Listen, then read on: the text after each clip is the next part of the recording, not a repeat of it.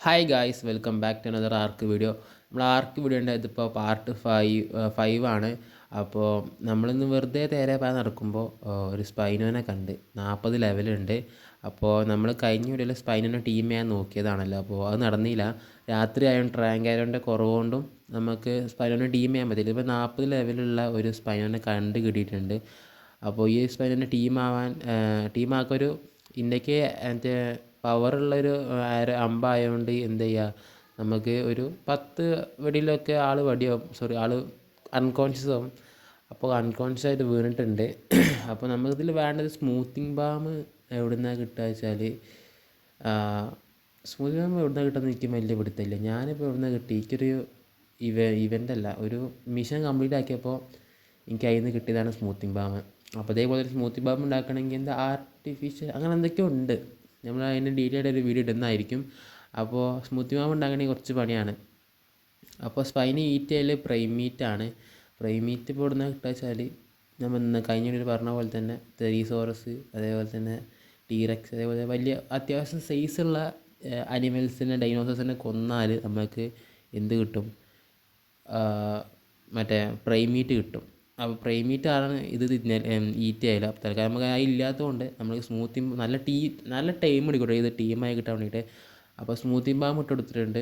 അതേപോലെ തന്നെ നമ്മുടെ ഇട്ട് കൊടുത്തിട്ടുണ്ട് സാദാ മീറ്റ്. രാവിലെ എണീച്ച് വന്നപ്പോൾ ആളെ കാണാനില്ല. ആൾ അൺകോൺഷ്യസ് ഫുള്ളായിട്ട് നീച്ച് പോയിന്. നമ്മൾ വിടുമോ? നമ്മൾ പിന്നാലെ പോയി പിടിച്ച് അവസാനം 44 HP ആളെ കിട്ടി. സ്മൂത്തിങ് ബാം കൊണ്ടുപോയതല്ല, അങ്ങനെ വിടാൻ പറ്റുമോ? അങ്ങനെ ആളെ കിട്ടി. ആളെ പിന്നെയും ടീം ചെയ്ത് അതിന് പിന്നെയും എന്തിട്ട് കൊടുത്ത് സാധാ മീറ്റ് ഇട്ട് കൊടുത്ത്. തൽക്കാലം ഞാൻ ഉറങ്ങാനൊന്നും പോകുന്നില്ല, ഇവിടെ തന്നെ നിൽക്കാമെന്ന് വിചാരിച്ച്, ഇതിന് ചുറ്റും കിടന്ന് കറങ്ങാമെന്ന് വിചാരിച്ച്. ഈ ഒരു സ്പൈനൊക്കെ HP കുറവായതുകൊണ്ട് നമുക്ക് ഇതിനടുത്തുനിന്ന് വിട്ടു പോകാനില്ല. കാരണം 44 HP. ഏതെങ്കിലും ഒരു അനിമൽ ഒറ്റ ബൈറ്റിൽ ആൾ ക്ലോസ് ആകും. അപ്പോൾ നമ്മൾ എന്ത് ചെയ്യാം, ഇതിനടുത്തുനിന്ന് പോകാൻ കഴിയില്ല. അതുകൊണ്ട് അൺകോൺഷ്യസ് കിടക്കുന്നതുകൊണ്ട് നമ്മൾ ഇതിൻ്റെ ഒപ്പം തന്നെ നിൽക്കുന്നുണ്ട്. അപ്പോൾ ഇതിനടുത്ത് വരുന്ന നമ്മുടെ ഡിലോസേഴ്സിനെയും എന്തിനേയും നമ്മൾ ഈ റാപ്റ്ററോട് കൊല്ലും. അപ്പോൾ 2-3 വന്ന് ഞാൻ ഈ വീഡിയോ എടുത്തിട്ടില്ല. അപ്പോൾ ഈ ടീമാവാൻ ഒരു 20 കൂടി മതി, 13 കൂടി മതി. Guys wait for that.